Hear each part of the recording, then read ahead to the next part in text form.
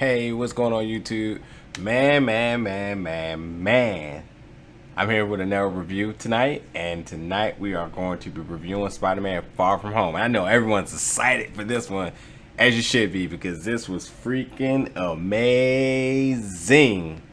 No pun intended, but this literally was one of the best Spider-Man movies I've ever seen. I loved it, got tons of notes, so let's get into it right now.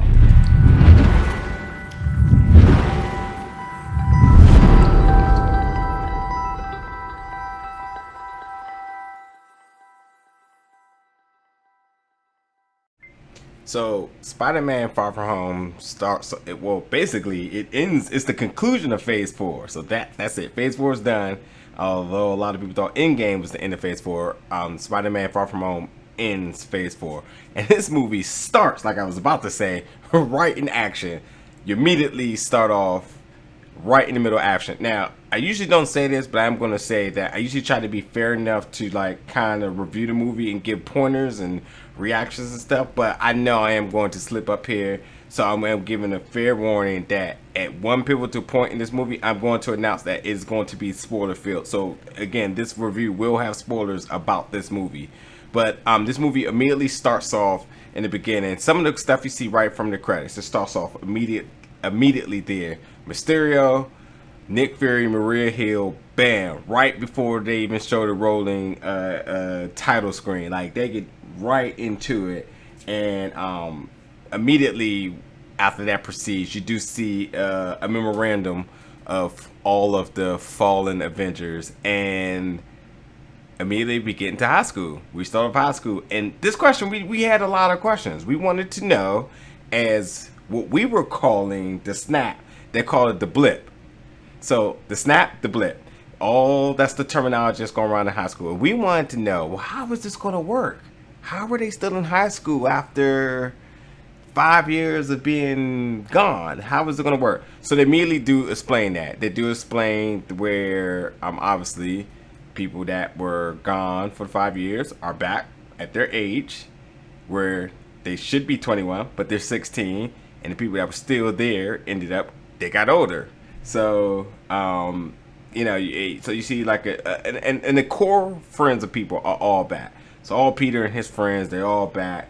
They're all hanging tight, as all of them were gone.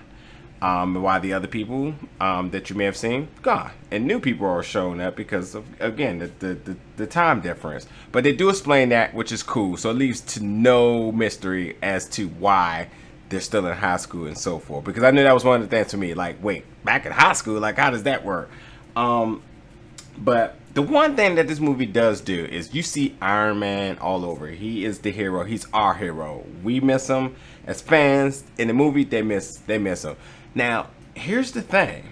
Like many of us that left the theaters of seeing Endgame, we were sad. We grieved about Tony Stark and his heroicism, as he was the one that was able to defeat Thanos.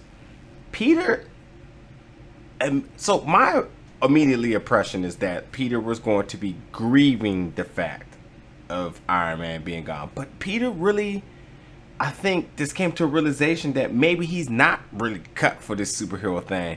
And maybe he just wants to be a kid. Whereas in Homecoming, he's like, I want to be an Avenger. I want to prove that I can do this.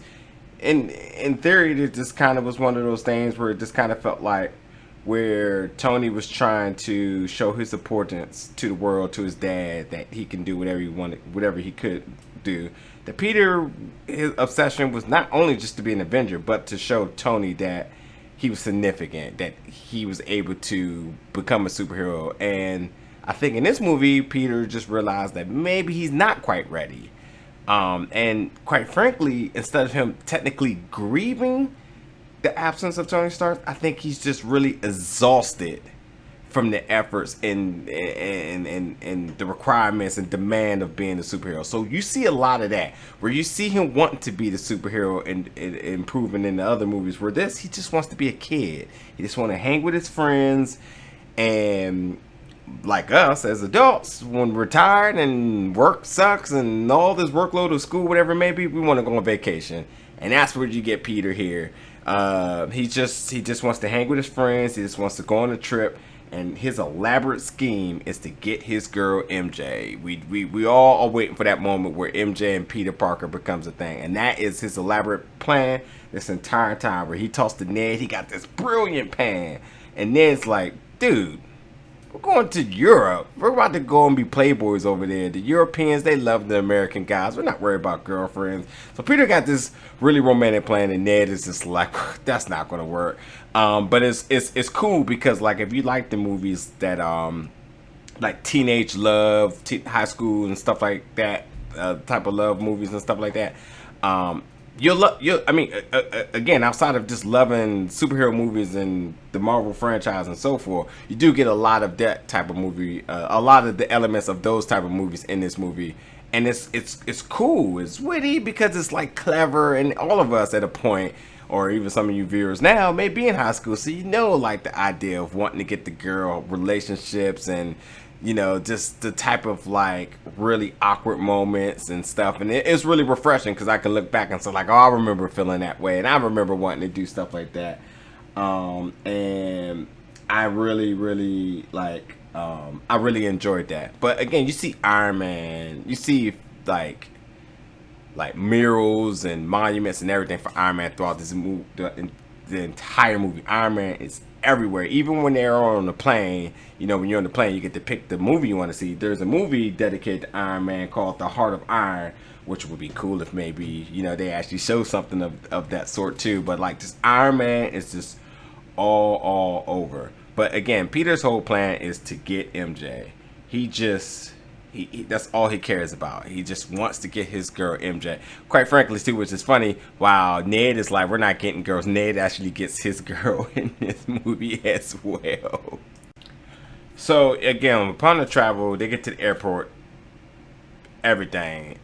You just see Tony in every way, shape, or form. They're in another country, and Tony is just that worldly hero. And you quickly reminded. And another thing I wanted to kind of point out that I don't know if I emphasized to the T of what I wanted to say is that because of the pressure that Peter has been under as far as trying to deliver and being a Superman, a superhero, and to prove it to Tony Starr, and the weight of being an Avenger, and even the desire to want all of the accolades of being that, you just see the pressure amount to him to the point that he just says he just maybe not capable of doing it, and as an escape, he wants to hang out, be with his friends, and that's primarily is the mindset for Peter Parker going through this movie. J.B. Smoove is in this movie. I remember when he got casted. He's Mr. Bill, who's a teacher, administrator for them, goes on the trip. Now, I remember when J.B. Smoove was announced for it, and I was like, interesting. Wonder what this role is going to be. J.B. Smoove is a comedian. I think he's very funny. I did not think he was overly funny in this movie, which I initially thought he was going to be, and he's throughout the entire movie, but I think his humor progressed throughout the movie. But I wanted to make sure I brought that up because it was one of the type of things where I was like, I wonder how he's going to be going throughout this. Marisa Tomei, who's obviously Aunt May, as we know now that she knows that Peter is Spider-Man. You see the chemistry between the two of them and how she and them are embracing it. But also, besides her being smoking hot, her awkwardness is something that, organically, if you think that if that's genuinely his aunt, you see kind of where he gets it from, because his awkwardness is right down the same alley that she's walking down as far as awkwardness. But again, that's her reprising the role really good. I really like the humor she provides, and her in happy moments are really, really funny as well. It kind of really picks up as where Tony and Aunt May were at time, where the awkwardness, and Peter's like, hey, what are you guys doing in front of my face? Like, are you hitting on my aunt? You know what I mean? But you do see a lot of that, and you also see her trying to understand the superhero Avenger world, and some of her terminology is a little bit off, or at least what we are accustomed to it being. Like, there's a funny spider sense pun that she uses, and it's just really cool to see how she's trying to adapt to the adjustments of knowing who he is. Spider sense, while we're talking about it, not really a thing in this movie. May not be a thing at all. There's one questionable moment where maybe, but so we are accustomed to the traditional sense of spider sense where he's sitting there and then the senses go off and the animation, whatever. It's not there. Now, I have a theory to think that because he's under so much stress of everything that it's not activating.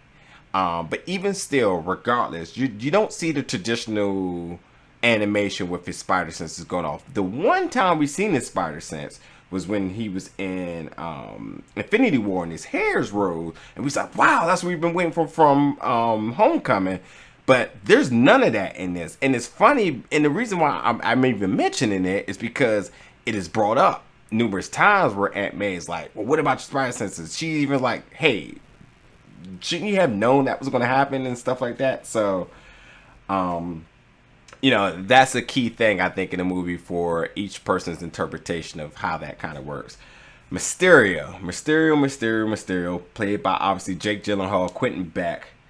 Mysterio, every single time Mysterio is on the screen, the effects were amazing. I saw it in IMAX, but every single time that Mysterio was on the screen, amazing. The visuals were so good. I mean, so good. I can't even emphasize enough. Like, I'm looking at my notes. I just got Mysterio effects so many times in there because so many scenes that he's in, it's just like boom, boom, boom. So good. Mysterio and Peter Parker, they got a relationship together where they're trying to take down the Elementals. So you see, Mysterio's a good guy. He has a story. He comes from another universe. He explains that, like in the trailers, his family was killed, and he's here to make sure that it doesn't happen on this Earth since he's from another Earth. So, the whole different universe thing that they kind of explain Into the Spider-Verse. Actually, if you haven't seen that, it's on Netflix now, so go watch it. They kind of bring that theory in here too. Like, hey, I'm from another universe, and you can have different Earths. And because of the snap, it ripped a hole through the universe. So that's why I'm here to prevent what happened on my Earth here. So you see a heroic Mysterio working with Spider-Man, gaining trust for him, telling him, and just giving him a lot of praise about the things that he's done, what Spider-Man has done over the years, where they can work together to get this done. Zendaya, who plays MJ, I love her personality. She has this dark sense of humor, but the ability to always tell the truth. More and more as we get introduced and see the becoming of MJ, as we see the growth in her embracing that character, and it's so good. Always been a fan of hers. Really love her in this role, and it's just getting really good. Nick Fury, obviously played by Samuel Jackson. Samuel Jackson antics are back at full blast. You've seen some of the jokes in the humor, some of the jokes in the trailer, and the humor, and he doubles downs in it throughout the movie. Which I want to say, which I don't know if I just said a second ago. Sorry if I'm overstating myself. That the Mysterio effects were not done justice in the trailer. Just like Samuel Jackson's humor as Nick Fury gives you just a sample dose, that in the movie is just so good. You would thoroughly enjoy and as you expect, Samuel, from even Captain Marvel and so forth. You just get more of it. It just keeps getting better and better. But anyway, while this is all happening, Nick Fury is pretty much kind of like hijacked the trip. So a lot of the coincidental things of them being in the same country and events happening in the same places that they're torn while the high school is torn. This Nick Fury and S.H.I.E.L.D.'s whole scheme to make sure Spider-Man's involved. But it's overall part of a bigger elaborate plan, which you'll find out when you see the movie. But Spider-Man's not up to the task. He doesn't care. Look, Mysterio, Nick Fury, Maria Hill, whoever is in face, he's not up to it. Look, Spider-Man's just like, you know what, forget this. I just want to hang with my friends. I want to mention my friends and say, I want to get the girl that I love. And that's just it. So when the task was at hand, he's like, I'm out of here, deuces. And, Nick Fury's like, okay, cool. Do what you got to do. But more coincidences happen where he's end up just continuously walking into Nick Fury's sort of say plan to make sure that he's able to contribute to saving the Earth ultimately. So while all this is happening, Peter Parker was left a gift by Tony Stark, and it was a set of Tony Stark's glasses, which is powered by AI. We know anything with Tony it's got to have some tech in it, and it basically states that for the next Tony Starrs, which is obviously a really big task because the whole world wants to know who's going to be the next Iron Man. And Peter, again, is so reserved and filling those shoes. He's just like, I could never do that. And he just want to have fun. He doesn't know if he's really built to be a full-time superhero. You know, he just wanted to be a friendly neighborhood Spider-Man, just local. You know what I mean? He didn't even want to bring his suit in this, but Ant-Man made sure that it still went just in case, because she's trying to co-pilot to make sure that, you know, he's always protected no matter what. Even when some of the events go down, the two of them talk to each other like, what am I got to do? So it is really cool to see the chemistry of those two building over the time. But the AI that's powering these glasses is called Edith. Edith, E-D-I-T-H, which the acronym for Edith stands for Even Dead, I'm Still the Hero. Even Dead, I'm the Hero, which is in pure Tony fashion here. Again, while he's gone, he's still there. And I actually believe that even with Stan Lee not having a cameo in this, I feel like because of Iron Man's sacrifice for the world, I think that is the next generation or the next phase of cameos. Is we just see Iron Man stuff as it's going to always bring us back to Tony Stark and the efforts that he's put in to this franchise for over the last 10 years. And I think that's just really good stuff. You know what I mean? And it's easy because armor and all the paraphernalia, it just makes sense that they can do that easily, and we're all gonna sigh and rejoice every single time, because what it all meant to us as well as it will mean to the story. But anyway, whenever Peter get new tech, we've seen it just like from Homecoming. He just doesn't handle the tech correctly, so he puts the glasses on, order a drone strike on his friends by mistake, and you know it always takes him a little bit of time to figure it out. Now, while all this is happening, Peter wants to get MJ. There's also another person that's interested in getting MJ. His name is Brad. Brad is a person that while they were gone, Brad got bigger, better, and now all the girls are all over him. Now Brad wasn't affected by the blip, so now that he's around, he's like, look, Peter, I know you want MJ, but I like her too, so I'm trying my hand. So he's doing everything he can to try to get her. Now I gotta tell you, I may be entirely wrong here. Entirely wrong, but Brad really brushes me off as another character. We already have Flash in this. I feel like Brad character portrays Eddie Brock, and when you watch the movie, let me know what you think. But I think that this Brad guy comes off as the Eddie Brock in this universe, and we'll see what happens with that. One note I got here, Audi's back, got the sponsorship. You see all the nice Audi cars throughout the entire movie. You also get introduced to the new stealth suit that Peter has, as a way of showing that Spider-Man's not in Europe. This is another person, and they give him a funny nickname in the media and everything. You can see that whenever you see the movie. But the new stealth suit looks amazing on the screen. Again, like I said, I got Mysterio scenes amazing throughout all my notes. And again, I'm just going to elaborate. Just so good. Just visually good. But even here in my notes of everything I'm saying, we're only an hour into the movie. And at this point, we've seen the teamwork between S.H.I.E.L.D., Mysterio, and Spider-Man, where they defeat the Elementals. And I look at the clock, and it's an hour left. And we know,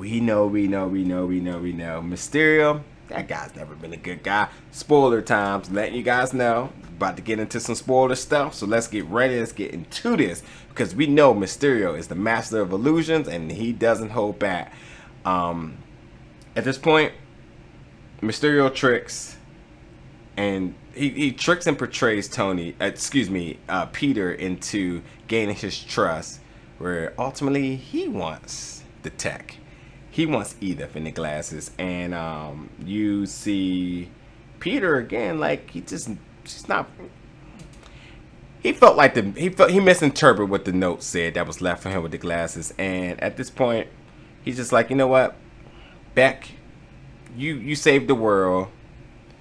You know, you can be the next Iron Man, and you're doing it for your family. And I'm just, you know, maybe I'm just not ready. I just want to go be with my friends and protect my friends, be with my friends, and get the girl I love. And he turns over the glasses, which is filled with all of Tony's tech. And we know with power comes great responsibility. Well, some people have different motives with it.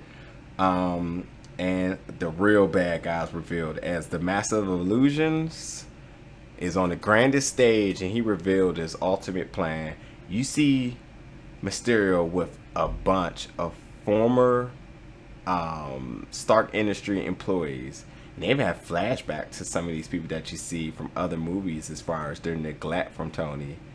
And they all plead their whole story, how they were overlooked, wasn't given a chance, abused, and so forth. And Mysterio gets them all together, where Mysterio plan is to prove that he is the ultimate hero, and everyone will respect him on the level of Avengers. So his whole elaborate plan is to make a catastrophic event filled with illusions, used with the tech, that the entire world knows that he is the only deserving hero at this point. But other things, I want to wrap this up. Kind of this review getting a little bit longer. We do, like we see in the trailer, MJ suspicious of Peter, finds out that he's Spider-Man. We do see that. The Mysterio scenes again can't even emphasize enough. So brilliant. Even the illusion scenes are magnificent. And even at this point, you do start to see Tony. Excuse me, I keep wanting to say Tony. Peter breaking down because of the grievance of missing Tony. Now, again, before I felt like he was bared by the responsibility of being a superhero, but now you start to see that with a combination of the grieving and missing Tony to be there to help him from not making mistakes, and that's that really comes into play. But you also get to see him build his suit, and when Happy gives him the opportunity to build his suit, you see Happy look over and smile because he sees Tony in him. And sure enough, the classic Iron Man theme from Iron Man 1 is played for the first time when Iron Man constructs his first, Tony constructs his first Iron Man suit. Absolutely amazing. That was just the most warmest moment of the movie. Like, it was really cool. Like I said, JB Smoove, I got this in my notes. He got funnier progressively through the movie. I thought the last sequence in this movie, you actually got to see something. Now, Mysterio scenes really was the bread and butter of this movie, which overlooked a lot of Spider-Man scenes. But this the last phase of this movie, the Spider-Man action picks up and it's so brilliant. The web swinging, the angles that they played around with, just really good. You even see Spider-Man land a superhero landing that paid homage to Tony Stark's. Really dope. You see some other funny things. You see Happy trying to throw a shield like Cap, and it completely fails, and it's absolutely amazing. The last fight scene between Spider-Man and Mysterio, I just can't emphasize. It's just so good. The Spider-Man scene just got so much better, just so good. And even at this point now, you do maybe have an indication of how the spider senses work. Again, not like the traditional styles in the other movies and animation and animated films and so forth. Maybe it's a new method of strategy that they're going on with, but just not the traditional like ding ding, like something's happening. They totally did this different. As obviously spider senses really played a part into ultimately being victorious in the last fight scene. But you know, it's like, again, not like the old one. They just kind of did some new things. But again, this movie did have a lot of high school awkwardness, and I really loved the moment as far as the action and visuals. It just really all came together really good. Aunt May, I just can't emphasize. I just love I love Marisa Tomei in this movie. Just so good. There was no Stan Lee cameo, but they did give a rest in peace to him at the end of the movie. There is a mid-credit scene. Really interesting. Now, everybody wants to talk about Spider-Verses, the different universes, and how things may come together. There's not a big indication that the Venom verse, or even Into the Spider-Verse, or even the Tobey Maguire or the Andrew Garfield series can come together. But there is a particular character that is shown in the mid-credit scene reprising his role as somebody that possibly could be an indication. I'm not totally sold to say yes, but there's possibly a person that may link it all together. It may be. I just be curious what you guys think when you go see it. There's an after credit scene. After credit scenes also has some really interesting characters. One of our favorite characters from this year in the MCU. He reprises his role. I won't give no type of spoiler on that, but there's an after credit, a mid credits, and you guys should definitely check it out. But look, that's all my notes here. The last thing I'm gonna say here is that I really love this movie. One of my favorite Spider-Man movies I've ever seen. The visuals are so good. I really got to go see it again. I can't wait till you guys go see it. Please drop me some love in the comments. Make sure you hit the subscribe notification and all that other good sort. Please give me some feedback. Talk to me. Let me know what you think about the movie. Got some questions? Drop them. I got you. You got you.